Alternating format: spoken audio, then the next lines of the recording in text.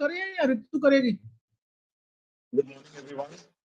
We are live on 96th session of Roundtable, and the topic for today is Standard for Care. I would like to invite Dr. Kalra to invite the speaker and the chair for the session.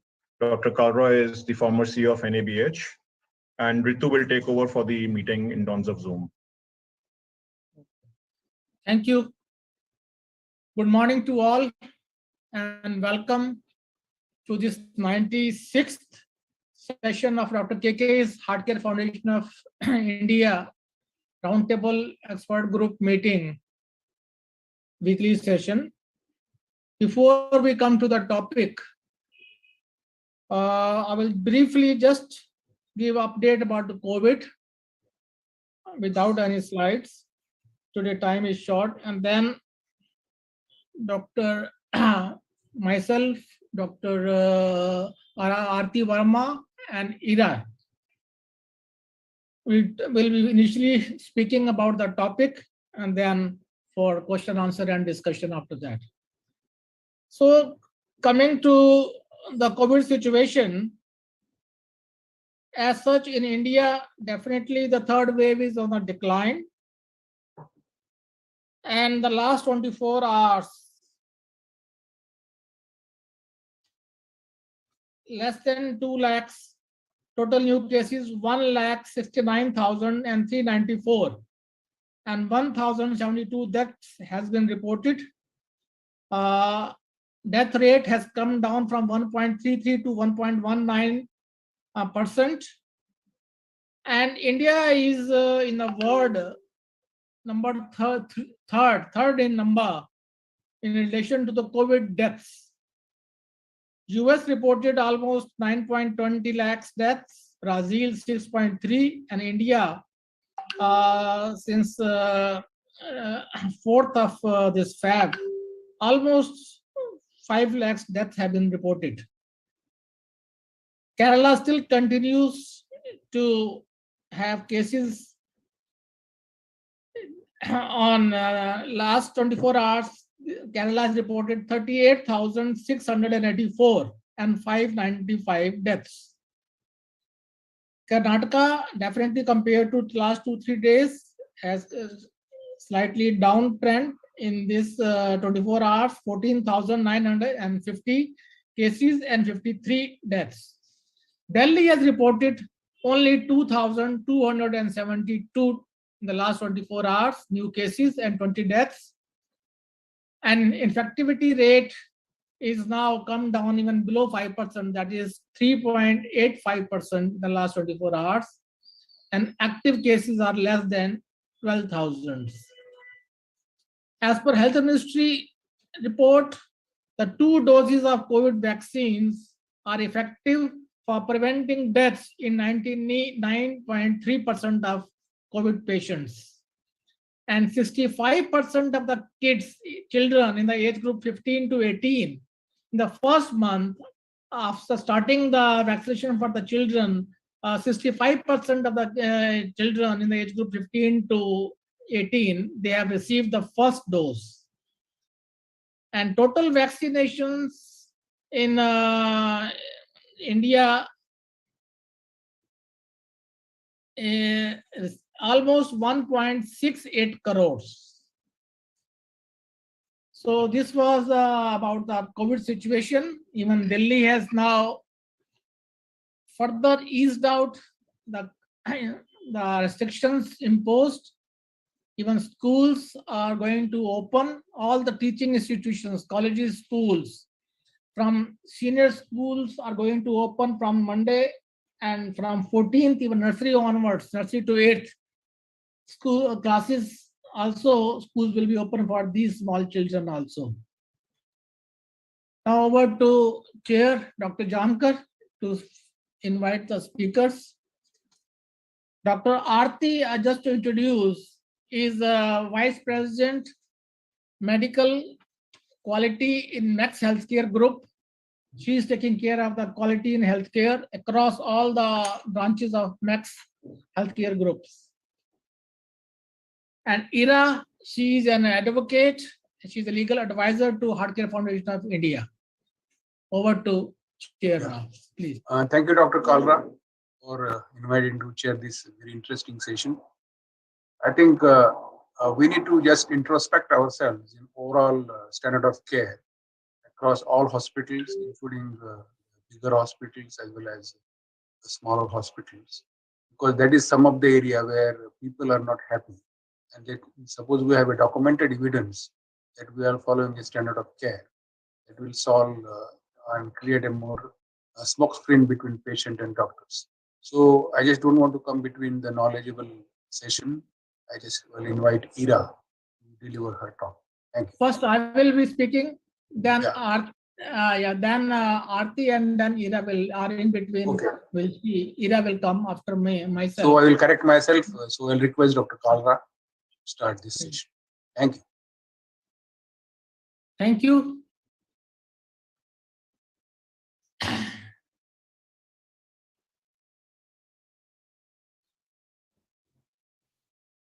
I think screen is visible to all. Yes, sir. Yeah. So standard of care, which is a very, I will say, discussed topic. And we cannot differentiate standard of care when we are discussing about the standard of care from medical malpractice or negligence.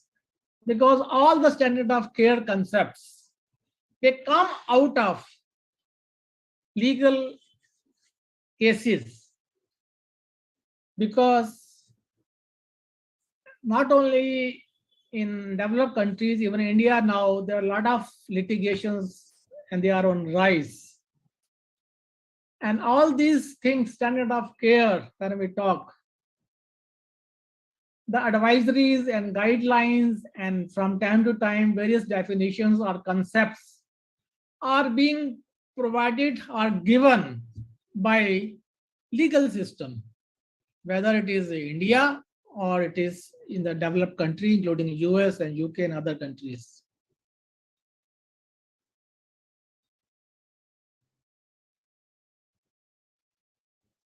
So the main objective of standard of care is to provide the working physician with a practical and useful model of standard of care to help guide daily practice. Special reference to the physicians or the staff in the emergency department, because patient safety is a concern. Is the harms to the patient which leads to, or so many other factors which leads to the mistrust and a lot of litigations. That's why standard of care becomes very important. No definition of standard of care exists in the legal system except the guidelines and advices issued from various courts, high courts or supreme courts in India, as well as in other developed countries also. The courts which have been modifying are giving various definitions of standard of care.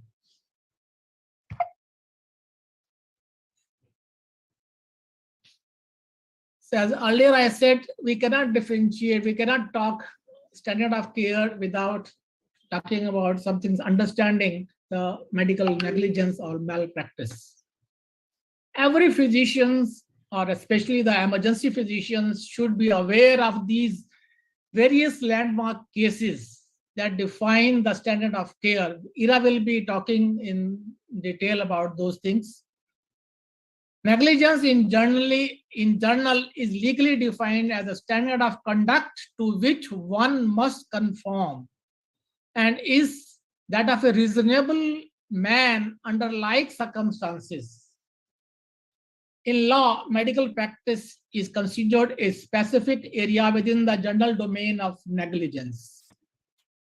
And we all will know a negligence requires 4 conditions or elements to be met for the plaintiff to recover damages. These conditions are duty, breach of duty, harm, and the causation. It's the second element, breach of duty, which is synonymous with the standard of care.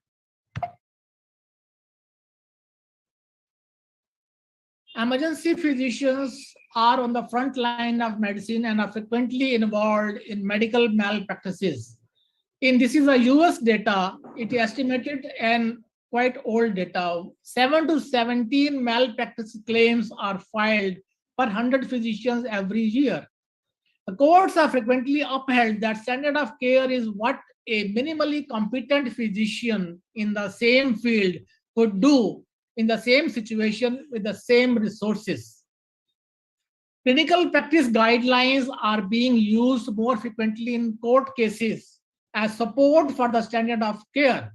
However, their acceptance and uses are continuously changing and decided on the case-to-case basis. Historical development of standard of care varies definition from time to time.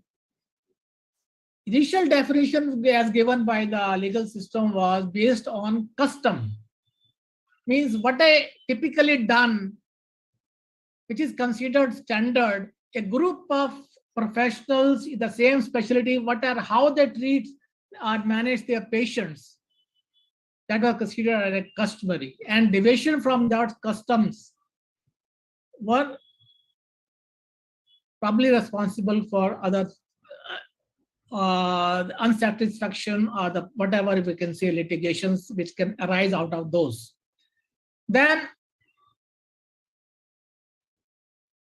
in the 20th century definition under this case,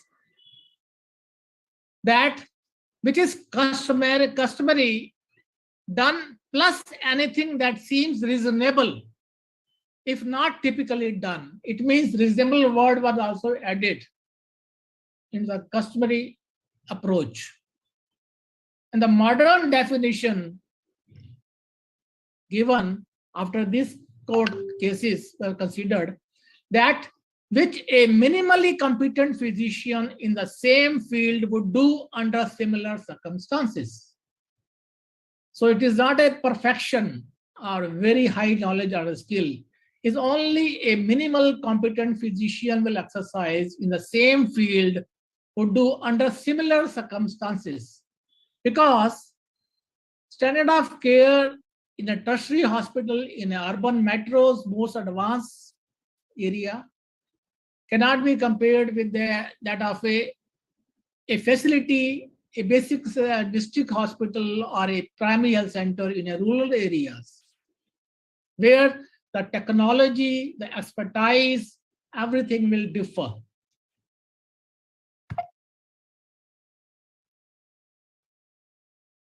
So custom or reasonable action, whether is also very become important, that a custom was reasonable and whether the deviation from this custom was so unreasonable as to cause the harm. Now, who defines this? What commonly is done, means customary, may not be enough, that there are some things that may not be standard but are still reasonable for a physician to perform. A case example was a glaucoma patient in a young age group. Normally, initially, it was by custom, a young patient, especially below 40, the intraocular pressure studies were not done routinely in every patient coming to an eye physician. Then in one case, a young adult had glaucoma, and which was missed because this eye, the intraocular pressure was not done, and there was a harm to the patient. After that case, this thing again confusion arose. Means as a customary, whatever is done, we still do something more reasonable if required in patients. Standard of care is not met when the defendant, means physician, fails to exercise that degree of skill, care, and learning processed by other person in the same profession is exercised. Then who defines the reasonable care? Is the legal system defines or it is a medical professional?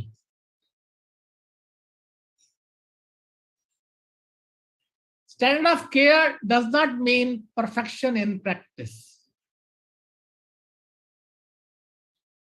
So these are some of the observations or the advisories given in the court cases which are being reproduced here.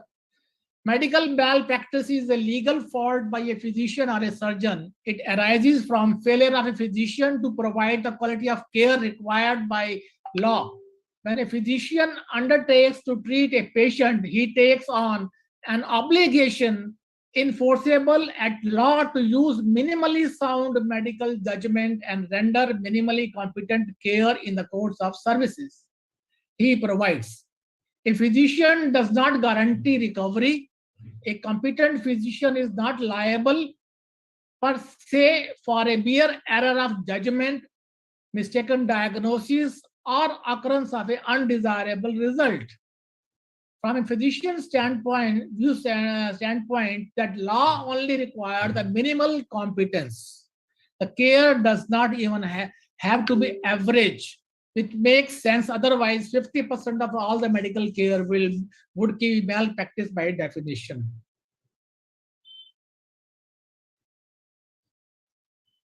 Medicine is an inexact science. This is not a mathematics. And generally qualified physicians may differ as to what constitutes a preferable course of treatment. This is generally seen. Two different experts or specialists in the same field may have a different approach or their opinion may slightly differ. Such differences due to preference do not amount to malpractice. Because these things are very, very important to understand before we start discussing about the standard of care. Now, clinical practice guidelines and standard of care, their relationships. Several court cases have addressed the use of the CPGs, the clinical practice guidelines, and currently there is no set standard for how these documents are used in the court cases. Some courts allow more liberal use of CPGs and others require more scrutiny as to scientific validity of these guidelines before it is admitted. Normally, a document like a CPG would be considered hearsay in the courts. They are not considered as a clear-cut evidence. It's a hearsay basis. It is sort of a circumstantial evidence. It is taken as that. As the author is not available to testify or to allow for cross-examination. However, the court's case dealing with CPG use have suggested that if guidelines are of some scientific validity, that they may be used as a learned treatise and bypass the hearsay rule. CPGs may be used to lend credence to an expert witness, to impeach an expert witness to defend a physician for following the document as the standard of care, or to suggest physician deviance from the document as deviance from the standard of care. So in the end, an explanation by an expert as to why a CPG is indicative or not indicative of the standard of care goes a long way in the court cases. When one side uses a CPG in a court case, it is up to the opposing side to ensure that jury is given adequate explanation as to why this may or may not actually represent the standard of care. This is a continually evolving topic and currently dealt with on case-to-case basis. Now recognizing the complicated issues that arise with the formulation of CPGs, it would be seen optimal that committees who develop these guidelines should allow flexibility, include multiple sources of scientific merits, and not be dependent on the opinion of a relatively small panel. In addition, if clear evidence is sparse, this should be openly acknowledged in the formation of these guidelines. So far, I think these things will be dealt by Ira. I will skip. So basic feature of medical negligence and standard of care. To comprehend the scope of negligence, it is important to understand the scope of duty imposed on a doctor or a medical practitioner. A doctor or a medical practitioner, among others, has a duty of care in deciding whether to undertake the case or not, duty in deciding what treatment to give, duty of care in administration of that treatment, duty of not to undertake any procedure beyond his or her control. And it is expected that the practitioner will bring a reasonable degree of skill and knowledge and will exercise a reasonable degree of care. So these things are very, very important when we come to the standard of care, understanding that and how to develop that. So line between, I will skip all this. I think Ira will be talking about these things. Even in US Information Institute, in standard of care is an essential concept in determining whether a person was negligent and potentially liable for a tort.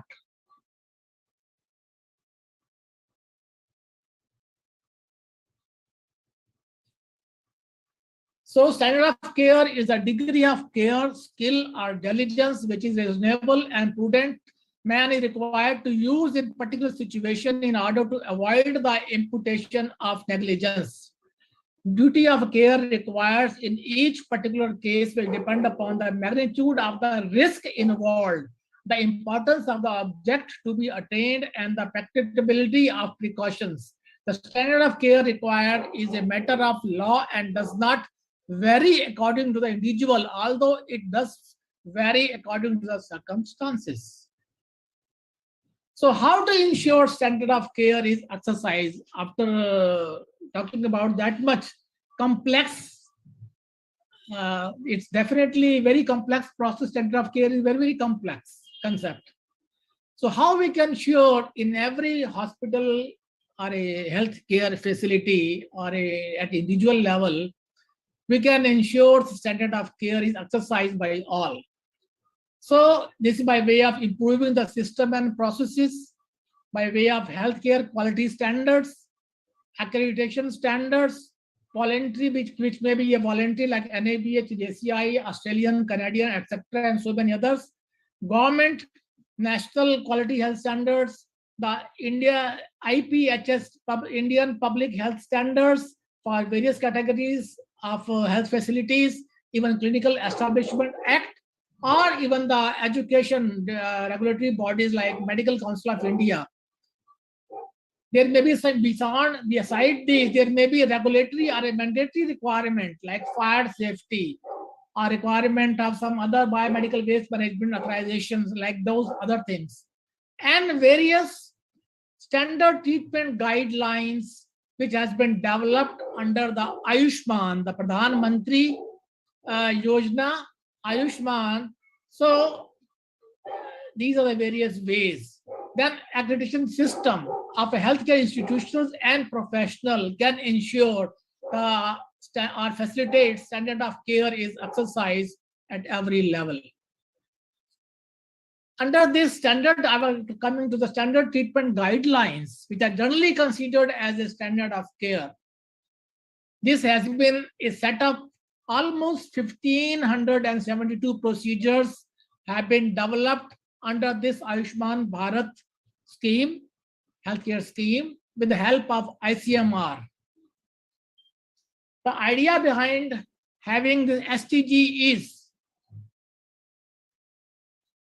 to have standardization in terms of treatment and promote effective and efficient treatment options.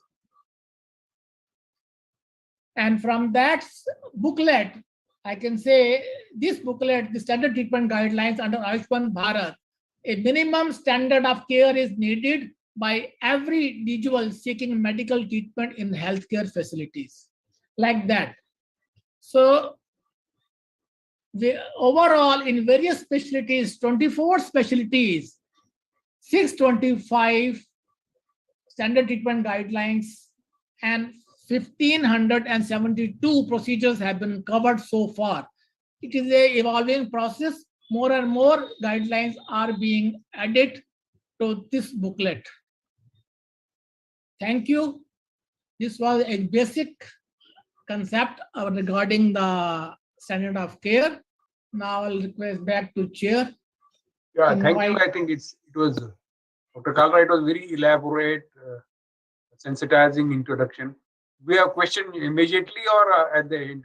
So at the end, I think Ira will now. You can invite Ira first. Then final comments by Dr. Arati Verma. But by the time the question becomes stale, so why not Dr. Gupta ask one question? Please. I have to leave in next 2-3 minutes time. I just wanted to, because it's a wonderful presentation. I got two very pertinent questions. Being a governor of Medical Council of India, we have a situation. I will just narrate one of the case which is well known to everybody in Delhi, that a foreign graduate undergoing internship at a hospital, he was made to give cardiac injection in a very critical situation under the guidance of anesthetist who was also resuscitating another patient. And then the patient's relative claimed that he was not entitled to do any treatment why he was given in the hospital. It's a well-known hospital in Delhi, I'm sure you all know. So that situation, the hospital had to undergo so many litigations and this thing. In a situation, emergency situation, what is the standard of care? Second issue which I have faced also, in a super specialty hospital setup, is a general surgeon allowed to do surgery like hypospadias when you have a pediatric surgeon, neurosurgeon, and everybody available? And this general surgeon, although he has done an excellent job, he was sued by the family and the insurance company. So what is the minimum standard in a situation like emergency in this thing? Because I had to leave, I'll join you from my... So as per the standard guidelines in the under Ayushman Bharat, they have defined for a particular procedure who is the qualified person, what are the minimum essential requirement and desirable requirements.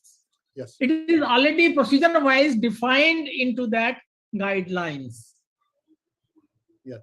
That is applicable for all kind of a situation, whether it is an emergency or it is a routine. Actually, guidelines, I have gone through these guidelines. To begin with, it is a good initiative, but I find even I can show you one of the, I will show, this is one guidelines under Ayushman Bharat for severe anemia. They have given the name of every guidelines, they have followed this procedure. They have given the severe anemia, the rate approved under the Ayushman Bharat, then average length of stay they have given for every procedure. In this case, severe anemia, they have given 3 days. The minimum qualifications of the treating doctor, MBBS, essential, desirable, MD and DNB equivalent, general medicine or a pediatric medicine. Then they have given a disclaimer. Then they have given objective of these guidelines. Then clinical key pointers. Some physical sign and symptoms they have enumerated in these guidelines. And then because these guidelines under Ayushman are insurance based on the insurance claims, to authorize or to give these claims for reimbursement of claims, with that nature, they have framed these guidelines to be used by all the physicians under these schemes who are treating this Ayushman Bharat patients. So then they have given some detailed laboratory parameters. They have not given only the required CBC and HB report only in case of a severe anemia. If something beyond that, if bone marrow biopsy is done or some other tests have been done, whether that will be reimbursed or not, I'm not sure. Because this is what treatment guidelines under Ayushman Bharat, which has been developed in collaboration with ICMR and a group of experts. One guidelines I have shown you. Dr. Kalra, there are some NRHM guidelines also. NRHM, they are same. they are also on the same pattern have been developed. First of all, this is the first initiative. When they will, I have seen American guidelines, especially I was seeing only yesterday for some diabetes. The American Diabetic Association, they have developed, there's very huge, exhaustive document available compared to the our guidelines given in the Ayushman Bharat. So they need to be updated very frequently, regularly.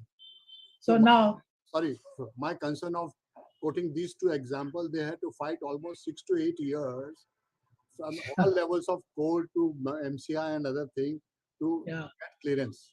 I mean, both those cases are well known to everyone. Yeah, I agree. I think Ira. Okay. And thank you, Dr. Kalra, and thank you, Dr. Gupta. I'll invite Dr. Ira.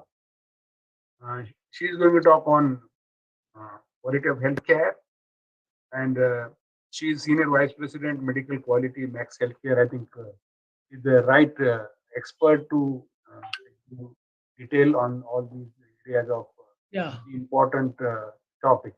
So, Dr. Ira, please. Actually, thank you so much, Professor Jamkarji. But you have actually picked the profile of Dr. Arati with me. No, she wasn't there. I'm a lawyer. Anyway, no, thank you. Sorry about that. Yes. So, Dr. Arati Verma, please start.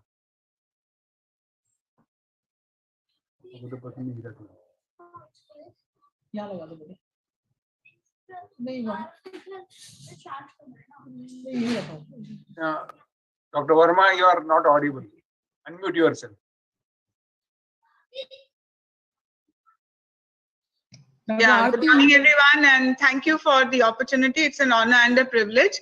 I think Dr. Kalra has very comprehensively and in a very lucid manner, brought out the context of the standard of care from a legal perspective, how it is interpreted, as well as from a clinical perspective. So I don't think I need to go into those details. However, I'd like to definitely reinforce, as Dr. Kalra has suggested, that accreditation as a tool and as a framework is a very useful framework to introduce and bring about change in practice to standardized treatment in hospitals.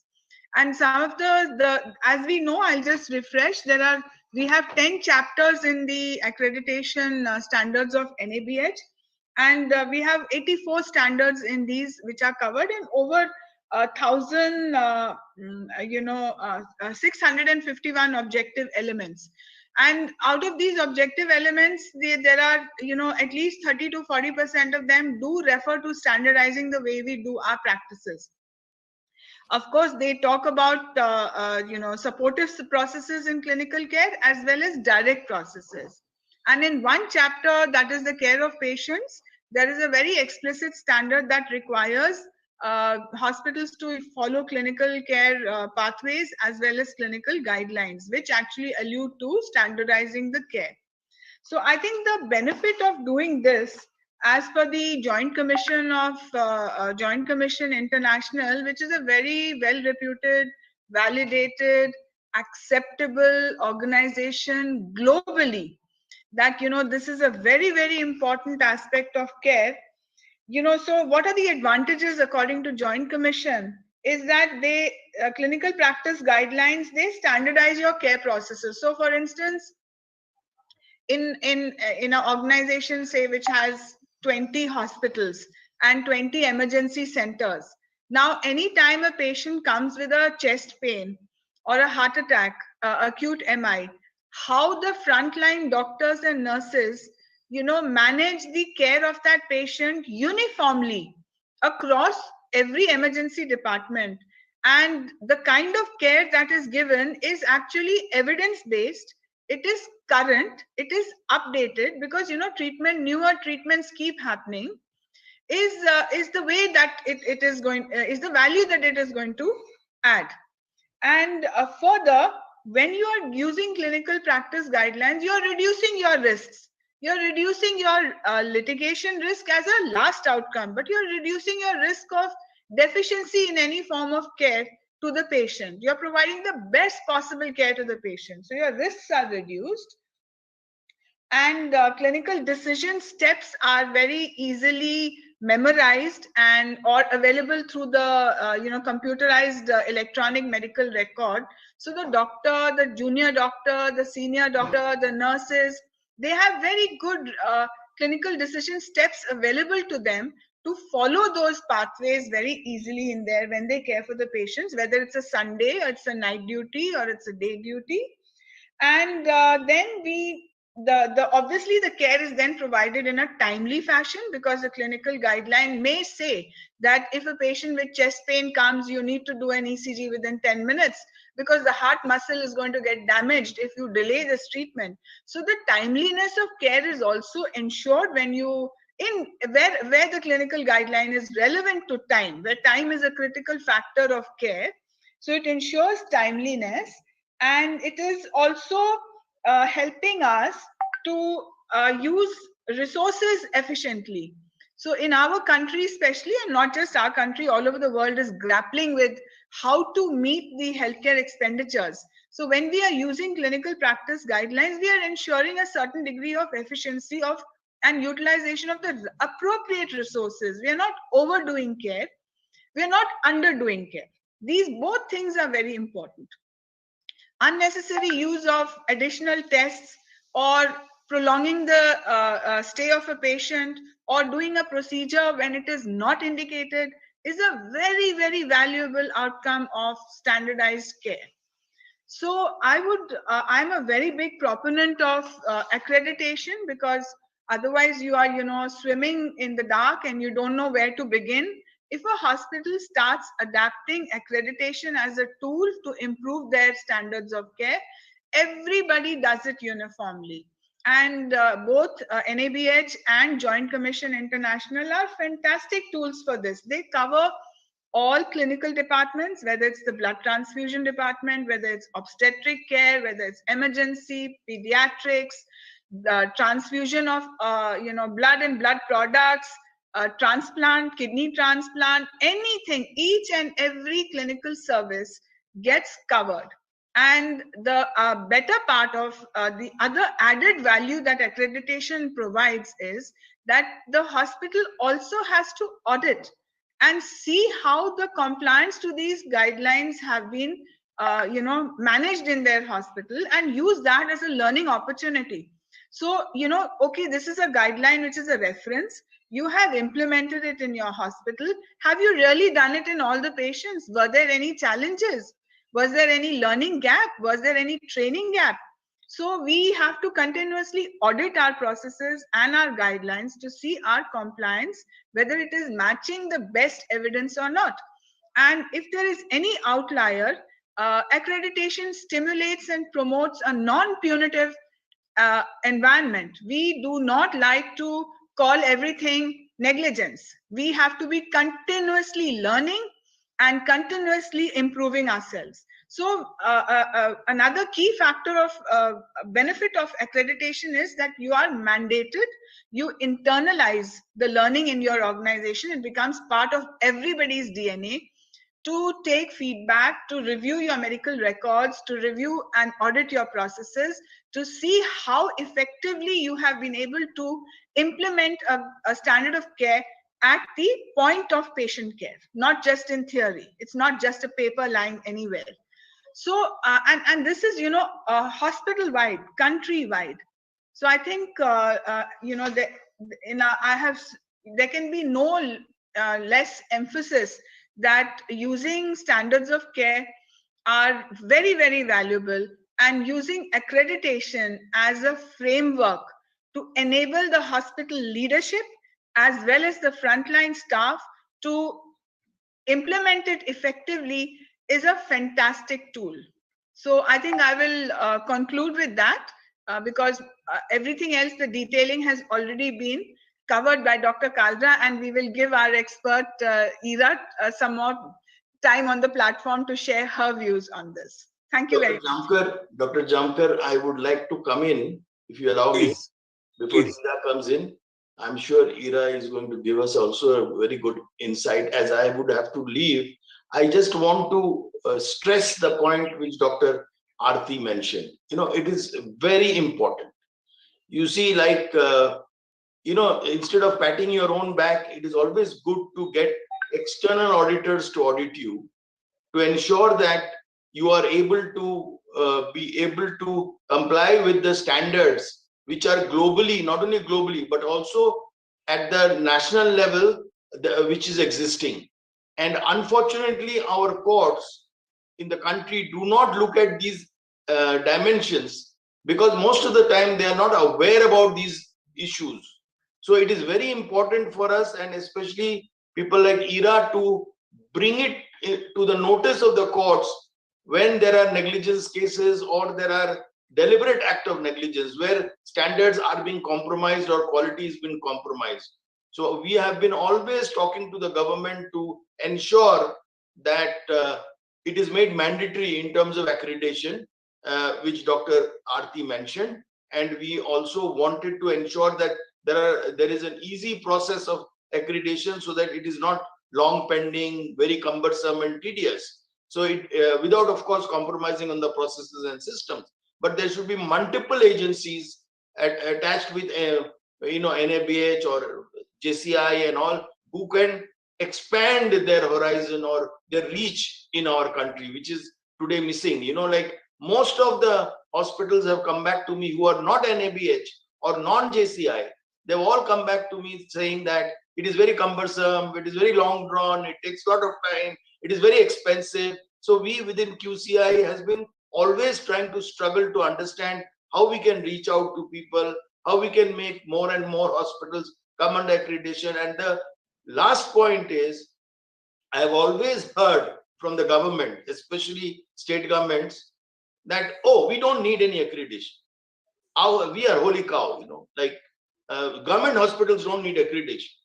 Now, this argument I don't accept. And that is where, we all have to put pressure also on the state government and the central government, that all government institutions must first set example of getting themselves accredited as per the standards, of JCI or NABH, which is made applicable in India, and not that the government hospitals do not or need not come under any kind of a audit or a kind of a standard which is made mandatory for patients to access. So this is where I would like to stop. And excellent presentation made by Dr. Kalra and Dr. Arati. And Ira, I'll be there for a very short time, but I might have to leave in the next 3 minutes. So Ira, now, before you leave, just I want to add and comment to what you said. It is very valid comment. I think at the juncture, we need to identify that all NABH standards are applicable at least to medical colleges under National Medical Commission. That Roy Chaudhary report, which became the National Medical Commission bill, where I was one of the members, we had added that instead of having a separate inspection process or medical college hospital, they should be NABH accredited. That automatically the quality of care improves. But now, because you are heading in the insurance sector, where also standard of care has to be implemented, I think today's maybe proceedings, we can write down to a National Medical Commission about implementing NABH standards in all medical colleges under National Medical Commission. I think you will be very happy to know that Uttar Pradesh government went ahead to get NABH accreditation for all the medical colleges in Uttar Pradesh. But we are struggling. The intent is good, but somehow it is not translating on the ground. It's taking a long time. Like in BHU hospital, I wanted to do NABH accreditation. Again, there is a resistance. It is not moving in that direction the way we expect them to move, with a clear-cut kind of a resistance, not to get audited, not to get seen by a third party. I mean, they take it for granted that whatever they're doing is the best. There cannot be anything better than that. That's the most unfortunate thing, Dr. Jamkar. Yeah, actually, we were expecting a lot more better things after NMC takeover. But I think there is no change at all. They are just looking at same head count and space count and this count. Yes, and believe me, then nobody asks, do you teach? No question asked. Only thing they ask is, reading office kitna, ye kya hai, wo kya hai. I think at least suppose we put that NABH standards, so at least they automatically they will set up and achieve those standards. I don't know when they will go and find out whether we teach. I think somewhere he has to say that whether we teach. We might have 1,000 say faculty available, but they are not teaching. And then obviously I find NAC far better for accreditation and evaluation than National Medical Commission. Thank you. I think with this question from Dr. Mishra, I will request Ira. Ira, I know you are not a doctor, you are a legal expert with HCFI. So please give your input. Thank you. Thank you, Dr. Jamkar. And actually, before you start, I have a basic, very question. Yes, sir. All these accidents, they are happening, maybe some pediatric ICUs and burns in some ward everywhere. And then how come the doctors are responsible? They have not done anything. And they have never set up even the rules for who purchases, who buys, what are the standards, and who implements, who maintains. And at the end, they are under behind the bar. So I've just failed to understand what is the legal background of all this. So I want you to answer this question in your talk. So to answer your question, sir, this is actually a very valid question, and every day we are facing such problem. The basic problem is, sir, the doctor is the only person who is in contact with the patient. So the patient has a trust with the doctor, and the patient does not know who is behind the doctor, who is taking care of the management and everything. The biggest problem is this. Second big problem is the guidelines with respect to the standard of care. There is no such definition, and to be honest about it, not the Honorable Supreme Court, not any other court or lawyer is the competent person to frame any guideline with respect to standard of care in medical field, because we are not from medical professionals. We are just the legal professionals. So all the doctors or hospitals who are expecting the Honorable Supreme Court to come out with any guideline or anything, this is not possible. This is possible only by the doctors who are there in the industry, because you are the one who can actually tell us what is the standard of care, what are the guidelines, what is the procedure to be done. Yes, with respect to the accidents and what you just asked me, it is important that we should bring the standard of care and all the guidelines should be there with respect to the hospital management also. Problem is that nobody knows about what is the procedure, what is the hospital management, what is the procedure happening in the hospital.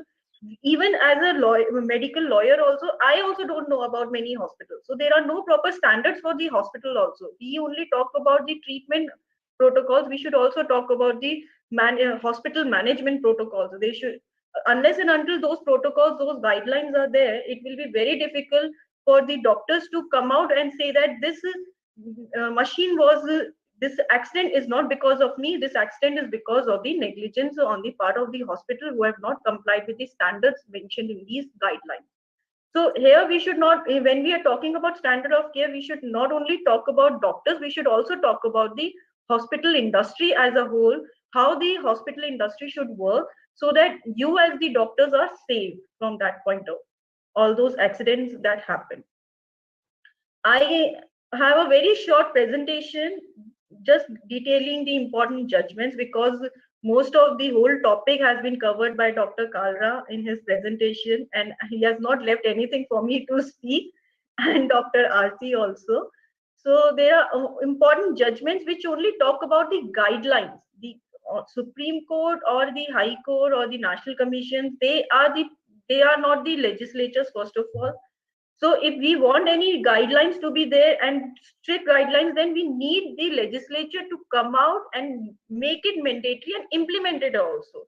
Like Professor Mishra said, and even Professor Jamkar said, that medical colleges are not ready to accept those NABH accreditation.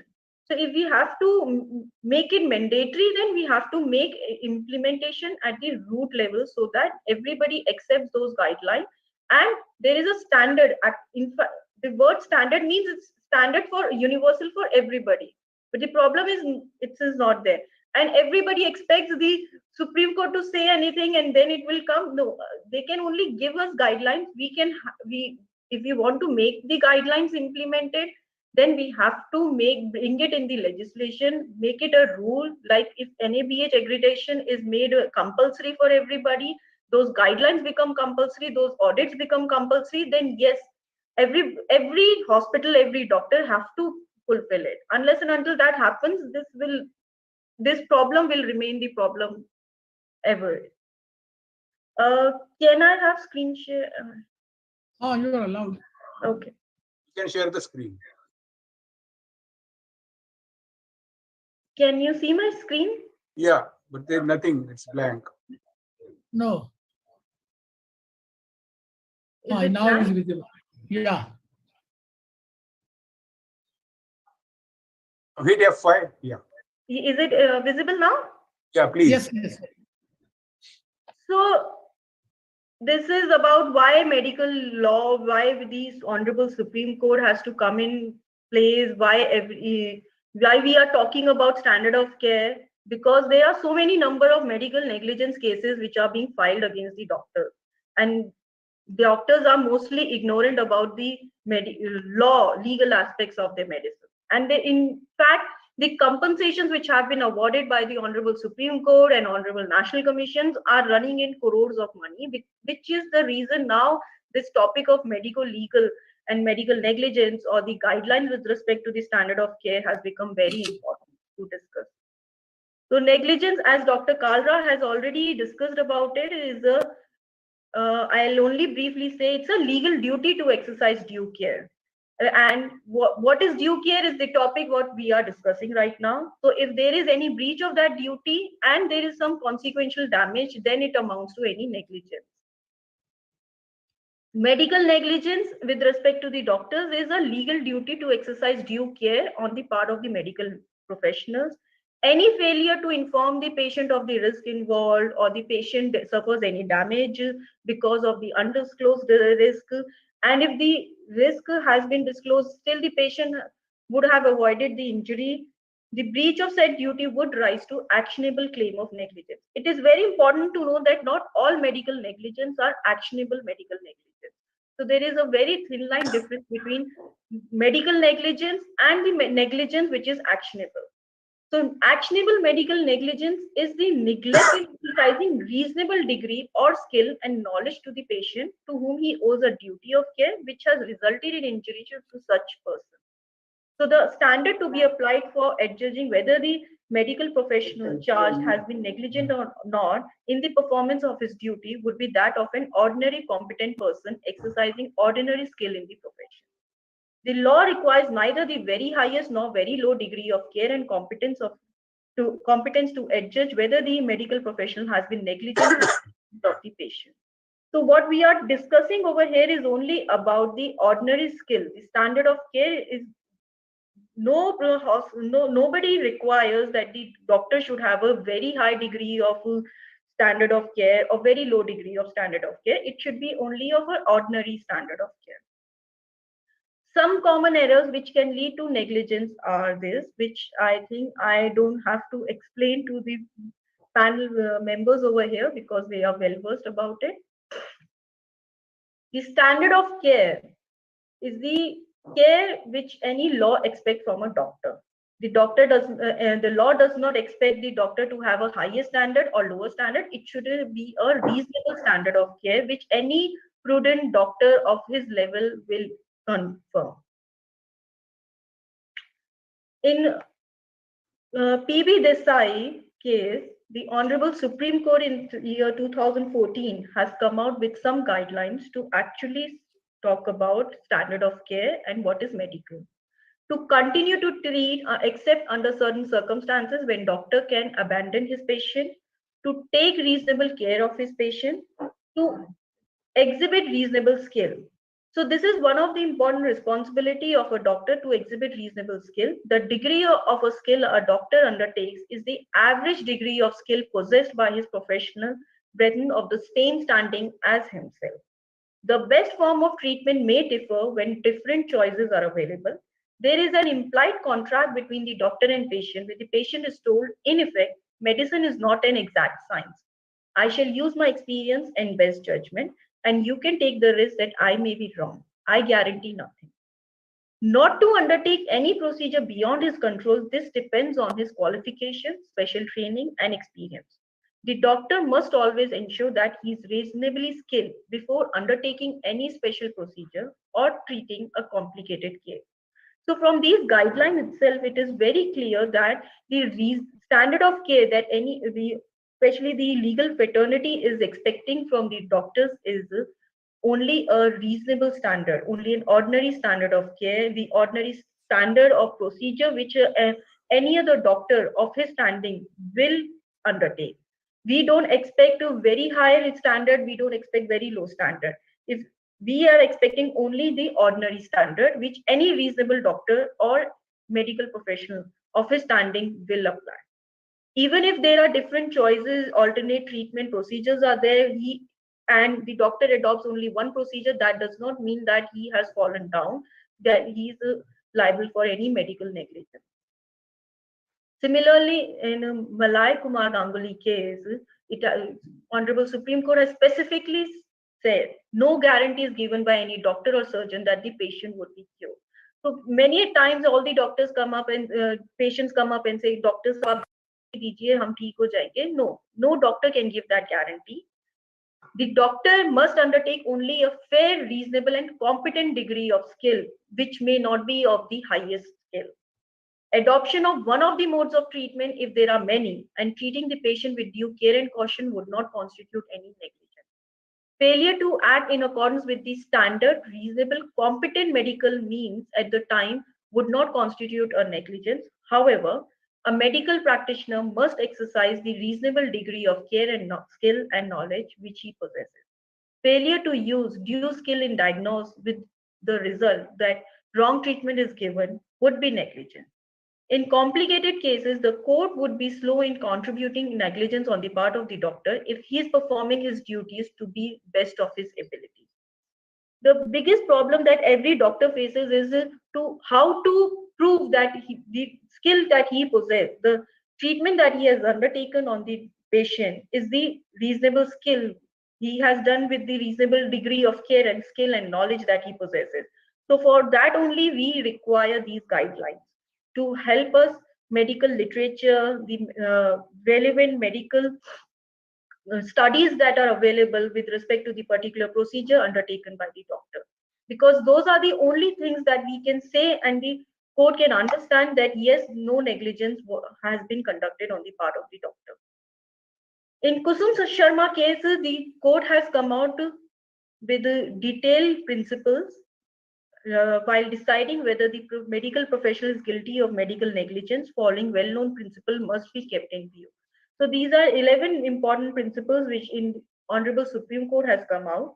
And in this also, again and again, the Honorable Supreme Court has said that medical professional is expected to bring only a reasonable degree of skill and knowledge, and nothing more, no, not the highest, not the lowest degree of skill is required.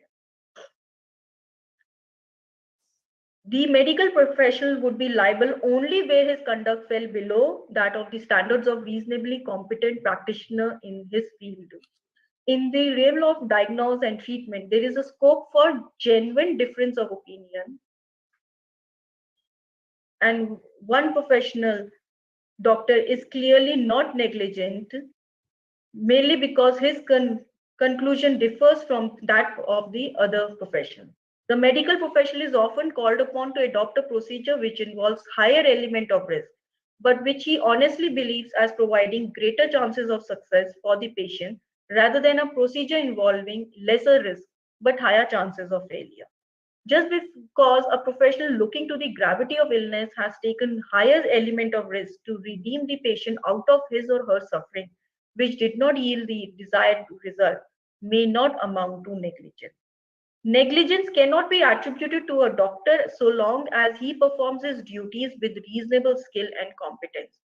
Merely because the doctor chooses one course of action in preference to the other one, he would not be liable if the course of action chosen by him was acceptable to the medical profession. It would not be conducive to the efficiency of the medical profession if no doctor could administer medicine without a halter round his neck. It is a bounden duty and obligation of the civil society to ensure that the medical professionals are not unnecessarily harassed or humiliated so that they can perform their professional duties without fear and apprehension. The medical professionals at times also have to be safe from such class of complainants who use criminal process as a tool for pressurizing the medical professionals or hospitals, particularly private hospitals or clinics, for extracting uncalled compensation. Such malicious proceedings deserve to be discarded. So it is not that the Supreme Court or any court has not taken considerable view on the point that unnecessary complaints have been filed against the doctors and the hospital. We are very well aware of it. The Honorable Supreme Court is very well aware of it. And that is the reason they have come out with the reasonable degree of skill and care and knowledge to be performed by the doctor. Even in Nizam's Institute of Medical Sciences, Honorable Supreme Court has said the evidence in the present case has to be evaluated in the background of the above observation. It is clear that mere misjudgment or error in medical treatment by itself would not be decisive of medical negligence towards the patient, and the knowledge of medical practice and procedure available at the time of operation and not at the date of trial is relevant. So it is also important that many times doctors say that the medical profession, medicine as a science is an ever growing profession, science. So the procedure which has been conducted and on that day, what is the standard of care? That is the only important thing to be understood. If there are new treatments come up over a period of time and the trial takes 6-7 years and later then some new treatment is there, then that does not mean that the reasonable skill and degree has to be evaluated from the new available treatment procedure. There are legal remedies against which medical negligence can be filed, which is like filing criminal complaint under IPC, complaints before the respective state medical councils, consumer complaint, civil suit for the recovery of compensation, and alternate dispute redressals like mediation. Thank you. I hope this is the brief. I think Ira, it was a wonderful presentation, and because it was validated with all the Supreme Court cases, I think we have become a lot more knowledgeable. Thank you. And I think it was indeed wonderful. So, in order to see that we as medical practitioners practice without any pressure and without any prejudices, I think first thing that has to be done is we should be knowledgeable about our own rights. What cause negligence? Because most of the doctors, they don't know what is negligence. And then everybody says, to talk between the lines, the greatest enemies of doctors are other doctors. They talk in such a what you call as nonsensical term, and it is what is called an unspoken language. Suppose you go to somebody, and the patient has been seen by me, and then the second guy says, "Arey, you have gone to that Jamkar." So what does it mean? So they speak an unspoken language as if, because everybody wants to just practice more, earn more, but it has to be a respectful way. I think doctors per se are the biggest enemy of other doctors. Anyway, I think it was a wonderful discussion. We are already was the time. So I will hand over proceedings to Dr. Kalra for.